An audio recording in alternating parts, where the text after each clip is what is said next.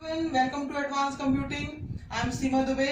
जैसा कि मैंने आपको प्रीवियस वीडियो में सीपीयू शेड्यूलिंग के बारे में बताया था कि प्रोसेस स्टेट क्या होती है, क्या होता है टर्न अराउंड टाइम, क्या होता है वेटिंग टाइम, क्या होता है वर्स्ट टाइम, ये सारी चीजें मैंने आपको प्रीवियस वीडियो में बताया था। और मैंने ये भी बताया था कि सीपीयू जो शेड्यूलिंग है वो प्रिमिटिव नेचर की भी होती है और नॉन प्रिमिटिव नेचर की होती है। आज उसमें कौन सा एल्गोरिथम हम यूज करेंगे उससे पहले सीपीयू शेड्यूलिंग का सेकंड पार्ट देखने के पहले हमको पढ़ना पड़ेगा प्रोसेस शेड्यूलर्स क्या होते हैं। ठीक है, कोई भी प्रोसेस जो भी मेमोरी में लोड हो रही है उसको शेड्यूल करने के लिए बहुत से शेड्यूलर्स होते हैं। एक है आपका एसटीएस, इसका फुल फॉर्म है शॉर्ट टर्म शेड्यूलर।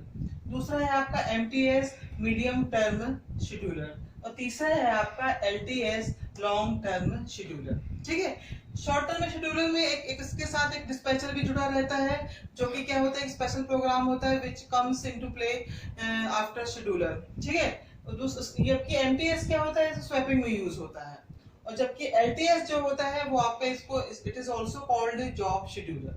ठीक है, अभी हमने प्रोसेस शेड्यूलर देखे हैं। ठीक है, एसटीएस देखा, एलटीएस देखा और एमटीएस देखा। ठीक है, एसटीएस के साथ आपका डिस्पैचर भी जुड़ा रहता है। ठीक है, जो कि अब इसके साथ जो शेड्यूलिंग आप करोगे, जो सीपीयू की शेड्यूलिंग करोगे कि कैसे मेमोरी में प्रोसेस लोड हो रही है, इसके लिए सीपीयू शेड्यूलिंग करने के लिए ये सब काम आपका जॉब शेड्यूलर का काम रहता है। ठीक है, इसके लिए आप सीपीयू जो शेड्यूलिंग है इसके लिए क्राइटेरिया है। क्या क्राइटेरिया होना चाहिए, जैसे मैंने आपको पहले बताया था कि वेटिंग टाइम क्या होता है, टर्न अराउंड टाइम क्या होता है, रिस्पॉन्स टाइम क्या होता है। तो जो भी आपका शेड्यूलिंग है उसकी जो क्राइटेरिया क्या होना चाहिए कि जो एवरेज वेटिंग टाइम है वो आपका मिनिमम होना चाहिए, मतलब प्रोसेस ज्यादा समय वेट नहीं करते रहना चाहिए, मिनिमम होना चाहिए। और एवरेज जो टर्न अराउंड टाइम है, मतलब कि प्रोसेस कब स्टार्ट हो रही है, कब आपकी एंड हो रही है, तो उसका टर्न अराउंड टाइम है वो आपका मिनिमम होना चाहिए। ठीक है, फिर उसके बाद आता है रिस्पॉन्स टाइम। ये भी जो एवरेज रिस्पॉन्स टाइम है वो भी आपका मिनिमम होना चाहिए कि जो भी आपका सीपीयू से जो भी प्रोसेस जो फर्स्ट इंटरेक्ट हुई है वो आपका रिस्पॉन्स टाइम कहलाता है। तो एवरेज जो रिस्पॉन्स टाइम है, जो सीपीयू से जो फर्स्ट इंटरेक्ट होती है प्रोसेस, उसका भी रिस्पॉन्स टाइम आपका क्या होना चाहिए, मिनिमम होना चाहिए। फिर आपका थ्रूपुट। थ्रूपुट का मतलब क्या होता है, जो प्रोसेस जो कंप्लीट होती है एग्जीक्यूशन में, process complete their execution per unit time, वो भी आपका क्या होना चाहिए, मैक्सिमम होना चाहिए। ठीक है, ताकि जल्दी जल्दी प्रोसेस कंप्लीट होती जाए। और ये यूटिलाइजेशन ऑफ सीपीयू, मतलब आपका सीपीयू को काम मिलता रहे, ऐसा नहीं कि वेटिंग स्टेट में चली जाए, प्रोसेस जल्दी जल्दी आपका यूटिलाइजेशन होता रहे सीपीयू का, तो वो आपका क्या होना चाहिए, मैक्सिमम होना चाहिए, ताकि आपका सीपीयू आइडल ना रहे। तो ये सारे आपके क्राइटेरिया हैं सीपीयू शेड्यूलिंग के लिए। अब इसके बाद मैं आपको क्या बताऊंगी कि जो नॉन प्रिमिटिव अप्रोच है उसकी एक क्या है algorithm, FCFS, first come first serve. और उसके बारे में आपको कैसा एल्गोरिथम है, गैंट चार्ट क्या होता है, क्या उसकी टाइमलाइन होती है, ये सारी चीजें मैं आपको बता रही हूँ। जैसा कि मैंने आपको बताया कि आज मैं आपको नॉन प्रिमिटिव अप्रोच की एफसीएफएस एल्गोरिथम के बारे में बताना चाह रही हूँ। उसको प्रोसेस करने के लिए, उसका एलोकेशन देखने के लिए आपको प्रोसेस एलोकेशन के लिए गैंट चार्ट पढ़ना पड़ेगा। ठीक है, ये आपका क्या एक टाइमलाइन होती है जो कि 0 से स्टार्ट होती है। ये आपका 0 से स्टार्ट होती है। ठीक है, अब इसमें क्या रहता है, जैसे जैसे प्रोसेस आ जाती है उसके वर्स्ट टाइम के अकॉर्डिंग आपका प्रोसेस एग्जीक्यूशन चलता रहता है। तो एक प्रोसेस आई तो P1 मान लो पहली प्रोसेस है, फिर दूसरी प्रोसेस आई तो P2, इस तरह से आपका गैंट चार्ट बनता जाता है कि उसमें कितना टाइम लग रहा है एक प्रोसेस को रन करने के लिए। मान लो उसका 2 सेकंड लग रहा है तो ये आपका इस तरह से गैंट चार्ट बनाया जाता है। ठीक है, अब आपको मैं बता रही हूँ कि एफसीएफएस जो आपका एल्गोरिथम है उसके बारे में आपको बता रही हूँ। जैसा कि अभी एल्गोरिथम बता रही हूँ आपका सीपीयू शेड्यूलिंग का, एफसीएफएस सीपीयू शेड्यूलिंग एल्गोरिथम। ठीक है, इसका क्या फुल फॉर्म है, फर्स्ट कम फर्स्ट सर्व। मतलब जो प्रोसेस पहले आएगी वही आपका एग्जीक्यूशन के लिए सीपीयू में जाएगी। ठीक है, ये ऑलवेज नॉन प्रिमिटिव नेचर, किस नेचर की होती है, मैंने आपको पहले जो क्लासिफिकेशन बताया था सीपीयू शेड्यूलिंग का कि प्रिमिटिव होती है कि नॉन प्रिमिटिव होती है। तो जो एफसीएफएस जो एल्गोरिथम होती है तो ये ऑलवेज नॉन प्रिमिटिव नेचर की होती है एफसीएफएस एल्गोरिथम।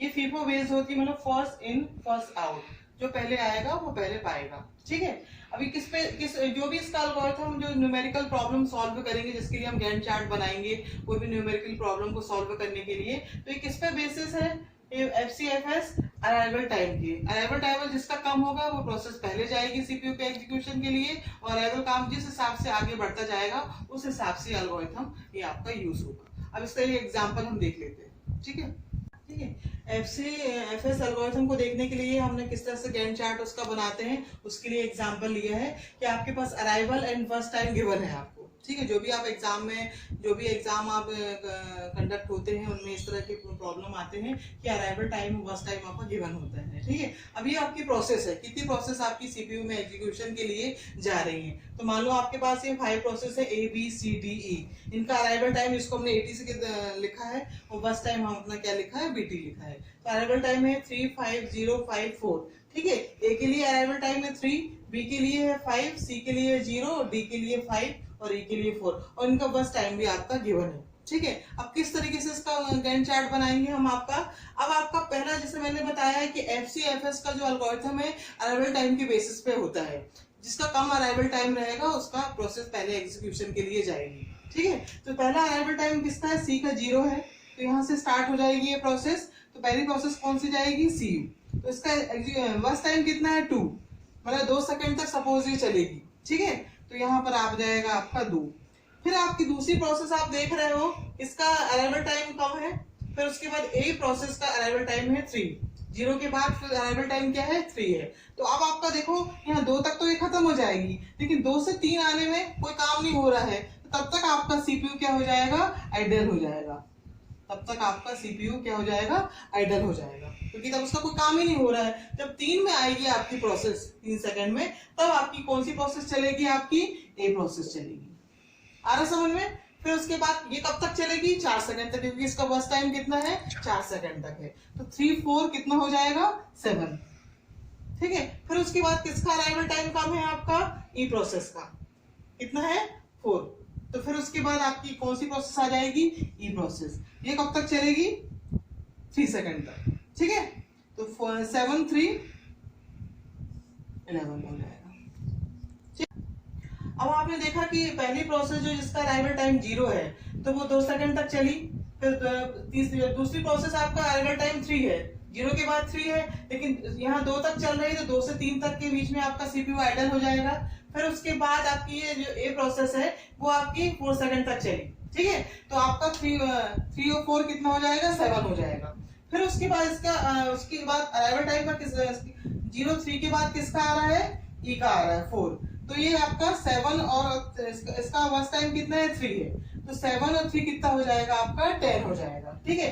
अब आप देख रहे हो कि 2 प्रोसेस है आपकी ऐसी, जैसे बी है और डी है, दोनों का अराइवल आपका सेम है। तो कौन सी प्रोसेस पहले सीपीयू के लिए जाएगी, तो जो पहले। अब आप देख रहे हैं कि आपकी ई प्रोसेस भी आपकी एग्जीक्यूट हो गई है। अब आप देख रहे हैं कि बी प्रोसेस और डी प्रोसेस दोनों का अराइवल आपका टाइम है आपका सेम है। तो कौन सी प्रोसेस पहले जाएगी, जो पहले लिखी गई है, जो पहले प्रोसेस लिखी गई है वो आपकी प्रोसेस पहले सीपीयू के लिए जाएगी। तो कौन सी प्रोसेस जाएगी, बी, ठीक है। इसका कितना है आपका बस टाइम 3, तो 10 और 3 कितना हुआ 13। फिर उसके बाद लास्ट प्रोसेस क्या आ जाएगी आपकी, डी। तो इसका बस टाइम कितना है 1, तो 13 और 1 14 हो जाएगा। इस तरीके से आपका गैंट चार्ट बन गया है। आई होप आपको ये समझ में आया होगा किस तरह से गैंट चार्ट बनाते हैं, किस तरह से FCFS का यूज किया जाता है। अब इसका नेक्स्ट वीडियो में मैं आपको इसका वेटिंग टाइम और टर्न अराउंड टाइम कैसे कैलकुलेट करना है, कैसे के एडवांटेज है, कैसे के डिसएडवांटेज है, ये सारा मैं आपको नेक्स्ट वीडियो में बताऊंगी। अगर मेरा वीडियो आपको पसंद आया तो लाइक शेयर और सब्सक्राइब जरूर करिए। Thank you.